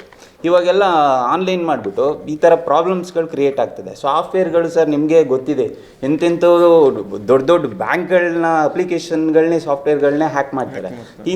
ಇಂಥ ಟೆಕ್ನಾಲಜಿಗಳಲ್ಲಿ ನಾವು ಇವಾಗ ಈ ಸಾಫ್ಟ್ವೇರಲ್ಲಿ ನಮ್ಗೆ ಇದರಲ್ಲೂ ಕೂಡ ಮೋಸ ಆಗುತ್ತೆ ಅನ್ನೋದಾದರೆ ನಾವು ಯಾಕೆ ಇಷ್ಟೊಂದು ಕಷ್ಟಪಟ್ಟು ಹೋರಾಟ ಮಾಡಬೇಕು? ಹೋರಾಟ ಮಾಡೋದ್ರಿಂದ ಪ್ರತಿಫಲ ಏನಿದೆ ನಮಗೆ? ಮತ್ತು ಇನ್ನೊಂದು ಸರ್, ಈಗ ನಮ್ಮ ಪಕ್ಕದ ಡಿಸ್ಟಿಕ್ಕು, ನಮ್ಮ ನಿಯರ್ ಡಿಸ್ಟಿಕ್ಗೆ ಬೇರೆ ಎಲ್ಲೂ ಹೋಗೋದು ಬೇಡ, ಚಿಕ್ಕಮಗಳೂರು ಡಿಸ್ಟಿಕ್ದು ರಿಸಲ್ಟೇ ಅನೌನ್ಸ್ ಮಾಡಿಲ್ಲ. ಯಾಕೆಂದರೆ ಸೇಮ್ ಇದೇ ಥರ ಒಂದು ವ್ಯಕ್ತಿ ಪರವಾಗಿ ರಿಸಲ್ಟ್ನ ಅನೌನ್ಸ್ ಮಾಡಬೇಕು ಅನ್ನೋದಾದರೆ ಏನಕ್ಕೆ ಎಲೆಕ್ಷನ್ ನಡೆಸಬೇಕು? ಅವ್ರನ್ನೇನು ಮಾಡಿ ನಮ್ಮನ್ನೆಲ್ಲ ಈ ರೀತಿ ಮಾಡೋ ಅವಶ್ಯಕತೆ? 24,000 ಜನ ಅನ್ರೋಲ್ ಆಗಿದ್ದಾರೆ ಸರ್, ಅದು ಹೆಮ್ಮೆ ಪಡೋ ವಿಷಯ. ಕಾಂಗ್ರೆಸ್ ಪಕ್ಷಕ್ಕೆ 24,000 ಜನ ಸದಸ್ಯರಾಗಿದ್ದಾರೆ, ಮೆಂಬರ್ಶಿಪ್ ಮಾಡ್ಕೊಂಡಿದ್ದಾರೆ. ಹಾಗಾದರೆ ನಮ್ಮ ಸದಸ್ಯತ್ವ ಮಾಡಿದಂಥ ವೋಟ್ ಮಾಡಿ. ಸುದ್ದಿಗೋಷ್ಠಿಯಲ್ಲಿ ಕಾಂತರಾಜು, ಮನು, ಆನಂದ್ ಕುಮಾರ್ ಹಾಜರಿದ್ದರು. ಇಂದು ಕರ್ನಾಟಕ ರಾಜ್ಯ ಪ್ರಾಥಮಿಕ ಶಾಲಾ ಶಿಕ್ಷಕರ ಸಂಘದ ವತಿಯಿಂದ ಬಿಆರ್ಸಿ ಕೇಂದ್ರ ಬೇಲೂರು ಇಲ್ಲಿ ಕಸ್ಬಾ ಅರೆಹಳ್ಳಿ ಬಿಕ್ಕೋಡು ಹೋಬಳಿಗಳಿಗೆ ಪ್ರಾಥಮಿಕ ಶಾಲಾ ಶಿಕ್ಷಕರಿಗೆ ಆದಾಯ ತೆರಿಗೆ ನಮೂನೆ ಹಾಗೂ ನಮೂನೆ 16 ವಿತರಿಸಲಾಯಿತು. ಕಾರ್ಯಕ್ರಮದಲ್ಲಿ ಶಿಕ್ಷಕರಿಗೆ ಆದಾಯ ತೆರಿಗೆ ನಮೂನೆ ನೀಡುವ ಮೂಲಕ ಉದ್ಘಾಟನೆ ಮಾಡಿದ ರಾಜೇಗೌಡ ಕ್ಷೇತ್ರ ಶಿಕ್ಷಣಾಧಿಕಾರಿಗಳು ಪ್ರಾಥಮಿಕ ಶಾಲಾ ಶಿಕ್ಷಕರ ಸಂಘದ ಅಧ್ಯಕ್ಷರಾದ ಪಾಲಕ್ಷ ಹಾಗೂ ಸಂಘದ ಪದಾಧಿಕಾರಿಗಳು ಉತ್ತಮವಾದ ಕೆಲಸವನ್ನ ಶಿಕ್ಷಕರಿಗೆ ಸೇವಾ ಸೌಲಭ್ಯವನ್ನು ಕೊಡಿಸುವ ನಿಟ್ಟಿನಲ್ಲಿ ಕಾರ್ಯನಿರ್ವಹಿಸುತ್ತಿದ್ದಾರೆ. ಅಲ್ಲದೆ ಶಿಕ್ಷಕರಿಗೆ ಗೊಂದಲವಿಲ್ಲದೆ ನಿಖರವಾದ ಮಾಹಿತಿಯೊಂದಿಗೆ ತೆರಿಗೆ ಹಣ ಕಟ್ಟುವಂತೆ ನಮೂನೆಗಳನ್ನು ತೆಗೆದುಕೊಡುತ್ತಿದ್ದು ಇದರಿಂದ ಈ ತಿಂಗಳ ವೇತನ ಬಹುಬೇಗ ಮಾಡಲು ನಮ್ಮ ಕಚೇರಿ ಸಿಬ್ಬಂದಿ ವರ್ಗಕ್ಕೆ ಅನುಕೂಲವಾಗುತ್ತದೆ ಎಂದು ತಿಳಿಸಿದರು. ಬೆಳಗ್ಗೆ 9ರಿಂದ 4 ತನಕ ಅವಿರತವಾಗಿ ಮಕ್ಕಳ ಜೊತೆ ಹೊರನಾಟ ಇಟ್ಕೊಂಡು ಮಕ್ಕಳ ಕಲಿಕೆಯಲ್ಲಿ ನೀವು ತೊಡಗಿರ್ತೀರಿ. ಅಂಥ ಸಂದರ್ಭದಲ್ಲಿ ನಾವು ಈ ಸೇವೆಯನ್ನು ಮಾಡುವ ಸಂದರ್ಭದಲ್ಲಿ ನಮ್ಮ ವೈಯಕ್ತಿಕವಾದಂಥ ಒಂದಷ್ಟು ಕೆಲಸ ಕಾರ್ಯಗಳನ್ನು ಮಾಡ್ಕೊಡ್ತೀವಿ. ಸೊ ಆ ದೃಷ್ಟಿಯಲ್ಲಿ ನಿಮಗೆ ಸಹಕಾರಿ ಆಗಬೇಕು. ನೀವು ಅದರಲ್ಲಿ ಹೆಚ್ಚು ಸಮಯವನ್ನು ಕಳಿಸ್ಕೊಂಡು ಯಾವ ರೀತಿಯಾಗಿ ಈ ಗಾರ್ಮೆಂಟ್ 16 ಇನ್ಕಮ್ ಮತ್ತು ಇದೆಲ್ಲನೂ ಕೊಡಲಿಕ್ಕೆ ನಿಮಗೂ ಸ್ವಲ್ಪ ಗೊಂದಲ ಇರ್ತದೆ. ಕೇಳಿ ಸ್ವಲ್ಪ ಇದು ಫೈನಾನ್ಷಿಯಲ್ ಆಸ್ಪೆಕ್ಟ್ ಇರೋದ್ರಿಂದ ನಿಮಗೆ ತುಂಬ ಗೊಂದಲ ಇರೋದ್ರಲ್ಲಿ ಆ ಗೊಂದಲವನ್ನು ಪರಿಹರಿಸುವಂಥ ಕೆಲಸವನ್ನು ಇವತ್ತು ನಮ್ಮ ಶಿಕ್ಷಕ ಸಂಘ ಮಾಡ್ತಾ ಇದೆ ಅಂತ ಹೇಳಿದರೆ ಅದು ವೈಯಕ್ತಿಕವಾಗಿ ನಮಗೆ ಖುಷಿ ಯಾಕೆ ಅನಿಸ್ತದೆ ಅಂತ ಹೇಳಿದರೆ 20ನೇ ತಾರೀಕೊಳಗೆ ಈ ಕೆಲಸ ಆಗದೇ ಇದ್ದರೆ ನಮಗೆ ಈ ತಿಂಗಳ ಅಭಿವೃದ್ಧಿಗೆ ಕಷ್ಟ ಆಗುತ್ತೆ. ಸೊ ನಿಮ್ಮ ಸಂಬಳ ಮುಂದೋಗುತ್ತೆ. ಸೊ ಆ ಕಾರಣಕ್ಕಾಗಿ ಇದೊಂದು ಒಳ್ಳೆಯ ಕೆಲಸ ಅಂದರೆ 20ನೇ ತಾರೀಕೊಳಗೆ ಈ ಪ್ರಕ್ರಿಯೆ ಎಲ್ಲ ಮುಗಿದ್ರೆ 21ರಿಂದ ನೀವು ಈ ತಿಂಗಳು ಸಂಬಳದ ವೇತನವನ್ನು ನಾವು ಬಿಲ್ಲನ್ನು ತೆಗೆಯಲಿಕ್ಕೆ ಬರಲಿಕ್ಕೆ ಸಾಧ್ಯ ಆಗುತ್ತೆ. ಆ ನಿಟ್ಟಿನಲ್ಲಿ ಇವತ್ತು ನಾನು ನಮ್ಮ ಶಿಕ್ಷಕ ಸಂಘದ ಅಧ್ಯಕ್ಷರನ್ನ ಮತ್ತು ಎಲ್ಲ ಪದಾಧಿಕಾರಿಗಳನ್ನ NGO ಕಾರ್ಯಕ್ರಮದ ಅಧ್ಯಕ್ಷತೆ ವಹಿಸಿಕೊಂಡಿದ್ದ ಅಧ್ಯಕ್ಷರಾದ ಪಾಲಕ್ಷ SB ಅವರು ನಮ್ಮ ಸಂಘವು ತಾಲೂಕಿನ ಎಲ್ಲಾ ಶಿಕ್ಷಕರು ಮಾಹಿತಿಗಾಗಿ ಕಚೇರಿಗೆ ಅಲೆದಾಡುವುದನ್ನು ತಪ್ಪಿಸಲು ಸಂಘವು 3 ವರ್ಷದಿಂದ ತಾಲೂಕಿನ ಎಲ್ಲ ಶಿಕ್ಷಕರಿಗೆ ನಿಖರವಾದ ಮಾಹಿತಿಯೊಂದಿಗೆ ಆದಾಯ ತೆರಿಗೆ ನಮೂನೆ ಹಾಗೂ ನಮೂನೆ 16 ವಿತರಿಸುತ್ತಿದ್ದು ತಾಲೂಕಿನ 637 ಜನ ಶಿಕ್ಷಕರು ಇದರ ಸದುಪಯೋಗ ಪಡಿಸಿಕೊಳ್ಳಲಿ ಎಂದು ತಿಳಿಸಿದರು. ಅಲ್ಲದೆ ಪ್ರಾಥಮಿಕ ಶಾಲಾ ಶಿಕ್ಷಕ ಸಂಘದ ತಾಲೂಕು ಘಟಕವು ಜಿಲ್ಲೆ ಹಾಗೂ ರಾಜ್ಯ ಮಟ್ಟದ NPS ಹಾಗೂ ವೃಂದ ಮತ್ತು ನೇಮಕಾತಿ 2016 ನಿಯಮ ತಿದ್ದುಪಡಿ ಹೋರಾಟಗಳಿಗೂ ಪಾಲ್ಗೊಂಡು ಶಿಕ್ಷಕರಿಗೆ ಸೇವಾ ಸೌಲಭ್ಯ ಒದಗಿಸಿಕೊಡುವ ಕೆಲಸ ಮಾಡುತ್ತಿದೆ ಎಂದು ತಿಳಿಸಿದರು. ಈಗಾಗಲೇ NPS ಹೋರಾಟಕ್ಕೆ ನಾವು 2 ಬಾರಿ ರಾಜ್ಯಾಂಗದ ಹೋರಾಟಕ್ಕೆ ನಾವು ಸಹಕಾರ ನೀಡುವುದರೊಂದಿಗೆ ವೃಂದ ಸಂಘಗಳ ಜೊತೆಗೆ ರಾಜ್ಯ ಸರ್ಕಾರಿ ನೌಕರರ ಸಂಘ ಮತ್ತು ಪ್ರಾಥಮಿಕ ಶಾಲಾ ಶಿಕ್ಷಕರ ಸಂಘದ ಹೋರಾಟಕ್ಕೆ ನಾವು ಸಹಕಾರವನ್ನು ನೀಡಿದ್ದೀವಿ. ಅದರ ಜೊತೆಗೆ ನಮ್ಮ ವೃಂದ ಸಂಘದ ನಮ್ಮ ಇಲಾಖೆಯ C&R ರೂಲ್ ತಿದ್ದುಪಡಿಗಾಗಿ 2 ಬಾರಿ ರಾಜ್ಯ ಮಟ್ಟದ ಹೋರಾಟದಲ್ಲಿ ಭಾಗಿಯಾಗಿದ್ವಿ. ಸೊ ಹಾಗಾಗಿ ನಮ್ಮ ಪ್ರಾಥಮಿಕ ಶಾಲಾ ಶಿಕ್ಷಕರ ಸಂಘದಲ್ಲಿ ನಾವು ಶಿಕ್ಷಕರ ಸಮಸ್ಯೆಗಳಿಗೆ ಸ್ಪಂದಿಸ್ತಕ್ಕಂಥ ಕೆಲಸವನ್ನು ಮಾಡಿದ್ವಿ. ಎಲ್ಲರೂ ಗೊಂದಲವಿಲ್ಲದೆ ವೈದ್ಯಕೀಯ ಮರುಪಾವತಿ ವೆಚ್ಚವನ್ನು ನೀಡಿಸ್ತಕ್ಕಂಥ ಕೆಲಸವನ್ನು ನಮ್ಮ BO ಮೂಲಕ ಮನವಿ ಮಾಡೋದರೊಂದಿಗೆ ಕೆಲಸ ಮಾಡಿಸ್ಕೊಳ್ತಕ್ಕಂಥ ಕೆಲಸವನ್ನು ಮಾಡಿದ್ವಿ. ಈ ವರ್ಷದ ವೈದ್ಯಕೀಯ ಮರುಪಾವತಿ ವೆಚ್ಚವನ್ನು ಯಾವುದೇ ಟೀಚರ್ಸು ತಾಲೂಕಿನ ಕಚೇರಿಗೆ ಅರಿದಲ್ಲಿ ವೈಯಕ್ತಿಕವಾಗಿ ರಾತ್ರಿ 8 ಗಂಟೆವರೆಗೂ ಕುಳಿತುಕೊಂಡು ಬಿಲ್ ಮಾಡಿಸಿ ಅದೇನಾದರೂ ನಮ್ಮ ಸಂಘದ ಮನವಿಗೆ ಮಾಡಿಕೊಟ್ಟಿದ್ದ ದಕ್ಷಯಾದ ಅಧಿಕಾರಿಗಳಿದ್ದಾರೆ ಅಂದರೆ ನಮ್ಮ ರಾಜಗೋಪಾಲ್ ಅವರು ನಮ್ಮ ಶಿಕ್ಷಕರ ಸಂಘಟನೆ ನಾವು ನೆನಪಿಸ್ಕೊಳ್ಬೇಕು. ಆಮೇಲೆ ಹರಿಹರಿಸಿರ್ತಕ್ಕಂಥದ್ದು ವೇತನ ಬಾಕಿ ಇರ್ತಕ್ಕಂಥವ್ರಿಗೆ GPT ಟೀಚರ್ಸ್ ಹಿಂಗಾಗಿದೆ ಸರ್ ಅಂತ ಹೇಳಿದಾಗ ಎಲ್ಲರಿಗೂ ವೈಯಕ್ತಿಕವಾಗಿ ಪ್ರಾಥಮಿಕ ಮತ್ತು ಪ್ರೌಢಶಾಲೆಗೆ ಒಂದೇ. ಕಾರ್ಯಕ್ರಮದಲ್ಲಿ ಜಯಣ್ಣ RC ಕ್ಷೇತ್ರ ಸಮನ್ವಯಾಧಿಕಾರಿಗಳಾದ ಶಿವಮರಿಯಪ್ಪ, ಪ್ರಾಥಮಿಕ ಶಾಲಾ ಶಿಕ್ಷಕರ ಸಂಘದ ಪ್ರಧಾನ ಕಾರ್ಯದರ್ಶಿಗಳಾದ ರಘುಕುಮಾರ್, ರಾಜ್ಯ ಸರ್ಕಾರಿ ನೌಕರರ ಸಂಘದ ಉಪಾಧ್ಯಕ್ಷರಾದ ಹೇಮಂತ್ ಕುಮಾರ್, ರಾಮರೆಡ್ಡಿ, ರಂಗಸ್ವಾಮಿ ಮುಂತಾದ ಶಿಕ್ಷಕರು ಹಾಜರಿದ್ದರು. ಫೆಬ್ರವರಿ 14 ಪ್ರೇಮಿಗಳ ದಿನವಲ್ಲ, ಪುಲ್ವಾಮಾ ದಾಳಿಯಲ್ಲಿ ಹುತಾತ್ಮರಾದ ಯೋಧರನ್ನ ಸ್ಮರಿಸುವ ದಿನವನ್ನಾಗಿ ಆಚರಿಸೋಣ ಎಂದು ದೇಶಭಕ್ತ ಬಳಗದ ಅಧ್ಯಕ್ಷ ಡಾ ಸಂತೋಷ್ ಅಭಿಮತ ವ್ಯಕ್ತಪಡಿಸಿದರು. ಬೇಲೂರು ಪಟ್ಟಣದ ದೇವಸ್ಥಾನ ರಸ್ತೆಯ ಮಲ್ಲಿಕಾರ್ಜುನ ಮೆಡಿಕಲ್ ಮುಂಭಾಗ ಬೇಲೂರು ದೇಶಭಕ್ತರ ಬಳಗ ಮತ್ತು ಅಖಿಲ ಭಾರತೀಯ ವಿದ್ಯಾರ್ಥಿ ಪರಿಷತ್ ಬೇಲೂರು ಇವರ ಸಂಯುಕ್ತಾಶ್ರಯದಲ್ಲಿ ಪುಲ್ವಾಮಾ ದಾಳಿಯಲ್ಲಿ ಹುತಾತ್ಮರಾದ ವೀರಯೋಧರಿಗೆ ಶ್ರದ್ಧಾಂಜಲಿ ಸಮರ್ಪಿಸಿ ಭಾರತ ಮಾತೆ ಭಾವಚಿತ್ರಕ್ಕೆ ಪುಷ್ಪ ನಮನ ಮಾಡಿ ಕರಾಳ ದಿನಾಚರಣೆಯನ್ನು ನಡೆಸಿ ಮಾತನಾಡಿದ ದೇಶಭಕ್ತರ ಬಳಗದ ಅಧ್ಯಕ್ಷ ಡಾ ಸಂತೋಷ್ ಕುಮಾರ್, ಹರಿಯದ ಹುಡುಗ ಹುಡುಗಿಯರು ಈ ದಿನವನ್ನ ಪ್ರೇಮಿಗಳ ದಿನವೆಂದು ಆಚರಿಸುತ್ತಾರೆ. ಆದರೆ ದೇಶ ಪ್ರೇಮಿಗಳಾದ ನಾವು ದೇಶಭಕ್ತರ ಬಳಗದ ಮೂಲಕ ಈ ದಿನವನ್ನು ಕರಾಳ ದಿನವಾಗಿ ಆಚರಿಸುತ್ತಿದ್ದು ಮೋಸಕೃತ್ಯದಿಂದ ಪೈಶಾಚಿಕವಾಗಿ ನಮ್ಮ ಸೈನಿಕರನ್ನ ಬರ್ಬರ ಹತ್ಯೆಗೈದವರನ್ನ ನಾವು ತುಂಡವಾಗಿ ಖಂಡಿಸುತ್ತೇವೆ ಮತ್ತು ಭಾರತ ಮಾತೆ ಎಂದು ಬಂಜೆಯಲ್ಲ, ಇಂತಹ ಸಾವಿರಾರು ವೀರಪುತ್ರರು ಭಾರತ ಮಾತೆಯ ಹೊಟ್ಟೆಯಲ್ಲಿ ಹುಟ್ಟಿ ಬಂದಿದ್ದಾರೆ ಮತ್ತು ಹುಟ್ಟಿ ಬರುತ್ತಾರೆ. ರಾಷ್ಟ್ರದಲ್ಲಿಯೇ ನಮ್ಮ ಸೈನಿಕ ಶಕ್ತಿ ಅತ್ಯಂತ ದೊಡ್ಡದಾಗಿದ್ದು 4ನೆಯ ಸರ್ವಶಕ್ತ ಸೈನ್ಯವಾಗಿದೆ. ಆರ್ಥಿಕವಾಗಿಯೂ ನಾವು 5ನೇ ಸ್ಥಾನದಲ್ಲಿದ್ದು 2027ನೇ ಇಸವಿಗೆ ಆರ್ಥಿಕತೆಯಲ್ಲಿ 3ನೆಯ ಸ್ಥಾನಕ್ಕೆ ಎಲ್ಲ ಕೇಳುತ್ತಿದ್ದೇವೆ. ಹಾಗಾಗಿ ನಾವು ಎಲ್ಲರೂ ನಮ್ಮ ಸೈನಿಕರನ್ನ ಹುರಿದುಂಬಿಸಿ ಆದಷ್ಟು ಹೆಚ್ಚಿನ ಸಂಖ್ಯೆಯಲ್ಲಿ ಯುವಕರು ಸೈನ್ಯವನ್ನ ಸೇರುವಂತೆ ಪ್ರೇರೇಪಿಸಬೇಕು ಎಂದು ನುಡಿದರು. ಅಖಿಲ ಭಾರತೀಯ ವಿದ್ಯಾರ್ಥಿ ಪರಿಷತ್ ಬೇಲೂರು ನಮ್ಮ ಸಂಯುಕ್ತ ಆಶ್ರಯದಲ್ಲಿ ನಾವು ಈಗ 6ನೇ ವರ್ಷದ ಪುಲ್ವಾಮಾ ದಾಳಿ ಅಂದರೆ ನಮ್ಮ ಭಾರತೀಯ ಸೈನಿಕರ ಮೇಲೆ ಅತ್ಯಂತ ಹೇಯವಾದ ಒಂದು ಪೈಶಾಚಿಕ ದಾಳಿ ಯಾವುದೋ ಒಂದು ಭಯೋತ್ಪಾದಕ ಸಂಘಟನೆಯಿಂದ ಆಯಿತು. ಅದರಲ್ಲಿ ನಮ್ಮ 40 ವೀರ ಯೋಧರು ತಮ್ಮ ಪ್ರಾಣವನ್ನು ತೆತ್ತು. ಅದು ಎಲ್ಲಿವರೆಗೆ ಅಂದರೆ ಕೆಲವು ಕೆಜಿಗಟ್ಟಲೆ RDXನ್ನು ಒಂದು ಟಾಟಾ ಸಮೂಹದಲ್ಲಿ ತುಂಬಿಕೊಂಡು ನಮ್ಮ ಸೈನಿಕರ ವಾಹನಕ್ಕೆ ಅವರು ಅದನ್ನು ಆಕ್ಸಿಡೆಂಟ್ ಮಾಡಿ ನಮ್ಮ ಸೈನಿಕರ ವಾಹನವನ್ನೇ ಉಡೀಸ್ ಮಾಡ್ತಾರೆ. ಸ್ಪಾಟಲ್ಲೇ ನಮ್ಮ 40 ಸೈನಿಕರು ವೀರ ಮರಣ ಹೊಂದ್ತಾರೆ. ಆದರೆ ದುರದೃಷ್ಟವಶಾತ್ ಅವರ ಕಳೇಬರವನ್ನು ಕೂಡ ಕಳಿಸೋಕ್ಕೆ ಆಗಲ್ಲ. ಒಂದು ಸಣ್ಣ ಅವರ ಬಾಡಿಯ ಪಾರ್ಟ್ ಕೂಡ ಅಲ್ಲಿ ಇರಲ್ಲ, ಬರೀ ಭಸ್ಮ ಮಾತ್ರ. ಅವರ ಚಿತಾಭಸ್ಮವನ್ನು ಅವರವರ ಮನೆಗೆ ಕಳಿಸ್ಬಿಡ್ತಾರೆ. ಅಂಥ ದಾರುಣವಾದ ಒಂದು ಪ್ರಸಂಗವನ್ನು ನಮ್ಮ ದೇಶ 2019 ಇದೇ ಫೆಬ್ರವರಿ 14ರಂದು ಕಾಣಬೇಕಾಯಿತು. ಅದನ್ನು ನಾವು ಅತ್ಯಂತ ಶೋಚನೀಯ ಅಂತ ಹೇಳ್ತೀವಿ. ಮತ್ತು ಇಲ್ಲಿಯ ಕೆಲವು ದೇಶದ ಒಳಗಡೆನೇ ನಾವು ಹಲವಾರು ಶತ್ರುಗಳನ್ನು ಕಾಣ್ತಾ ಇದ್ದೇವೆ. ಎಲ್ಲ ದೇಶಗಳಿಗೆ ಅವರ ಈ ಸಂದರ್ಭದಲ್ಲಿ ದೇಶಭಕ್ತ ಬಳಗದ ಕಾರ್ಯದರ್ಶಿ ಮಹೇಶ್, ಅಖಿಲ ಭಾರತೀಯ ವಿದ್ಯಾರ್ಥಿ ಪರಿಷತ್ನ ವರಿಷ್ಠರಾದ ಉಪನ್ಯಾಸಕ ವೀರಭದ್ರಪ್ಪ, ಭಾರತೀಯ ರೆಡ್ ಕ್ರಾಸ್ ಸಂಸ್ಥೆಯ ಸಿದ್ದೇಗೌಡ, ಮಲ್ಲಿಕಾರ್ಜುನ ಮೆಡಿಕಲ್ ಸುಬ್ರಹ್ಮಣ್ಯ ಮುಂತಾದವರು ಉಪಸ್ಥಿತರಿದ್ದರು. ಈಗ ಸಂಕ್ಷಿಪ್ತ ಸುದ್ದಿ. ಹಾಸನ ಜಿಲ್ಲಾಡಳಿತ ಕನ್ನಡ ಮತ್ತು ಸಂಸ್ಕೃತಿ ಇಲಾಖೆಯ ಸಹಯೋಗದಲ್ಲಿ ಹಾಸನಾಂಬ ಕಲಾಕ್ಷೇತ್ರದಲ್ಲಿ ಶ್ರೀ ಸಂತ ಸೇವಾಲಾಲ್ ಜಯಂತಿಯನ್ನು ಆಯೋಜಿಸಲಾಗಿತ್ತು. ಕಾರ್ಯಕ್ರಮಕ್ಕೂ ಮುನ್ನ ಹಾಸನದ ಜಿಲ್ಲಾಧಿಕಾರಿಗಳ ಕಚೇರಿ ಎದುರು ಬೆಳ್ಳಿ ಸಾರೋಟಿನಲ್ಲಿ ಸಂತ ಸೇವಾಲಾಲ್ ಭಾವಚಿತ್ರವನ್ನಿಟ್ಟು ಪುಷ್ಪಾರ್ಚನೆ ಮಾಡುವ ಮೂಲಕ ಮೆರವಣಿಗೆಗೆ ಉಪವಿಭಾಗಾಧಿಕಾರಿ ಮಾರುತಿ ಚಾಲನೆ ನೀಡಿದರು. ಈಗ ಮತ್ತೊಮ್ಮೆ ಹೆಡ್ಲೈನ್. 4-5 ವರ್ಷ ಬದುಕಿರುತ್ತೇನೆ, ಅಲ್ಲಿಯವರೆಗೂ ಕರ್ನಾಟಕದ ನೀರಾವರಿಗಾಗಿ ಹೋರಾಟ ಮಾಡುತ್ತೇನೆ. ಮಾಜಿ ಪ್ರಧಾನಿ ಎಚ್ ಡಿ ದೇವೇಗೌಡ ಗುಡುಗು. ದೇವೇಗೌಡರು ಬದುಕಿರುವವರೆಗೆ ಅವರ ಬೆಲೆ ತಿಳಿಯದು. ಅವರ ಮರಣದ ನಂತರ ಅವರು ರೈತರಿಗೆ ನೀಡಿದ ಕೊಡುಗೆ ಬಗ್ಗೆ ಅರಿವಿಗೆ ಬರಲಿದೆ. ಕೃಷಿ ಸಮ್ಮೇಳನ ಉದ್ಘಾಟಿಸಿ ಕೇಂದ್ರ ಸಚಿವ ಕುಮಾರಸ್ವಾಮಿ ಹೇಳಿಕೆ. ಸಕಲೇಶ್ವರ ಸ್ವಾಮಿ ಜಾತ್ರಾ ಮಹೋತ್ಸವ, ಸಾಹಸ ಕ್ರೀಡೆಗಳಿಗೆ ಹೈಕೋರ್ಟ್ ತಡೆ. ಲಕ್ಷ ಬಂಡವಾಳ ಹಾಕಿದ ಗುತ್ತಿಗೆದಾರ ಕಂಗಾಲು. ಇದಾಗಿತ್ತು ಇಲ್ಲಿವರೆಗಿನ ನ್ಯೂಸ್ ಅಪ್ಡೇಟ್ಸ್. ನಿರಂತರ ಸುದ್ದಿಗಾಗಿ ನೋಡ್ತಾ ಇರಿ ವಿಬಿಸಿ ನ್ಯೂಸ್. ಇದು ಜನರ ಧ್ವನಿ. ಸತ್ಯದ ಕಡೆ ನಮ್ಮ ನಡೆ.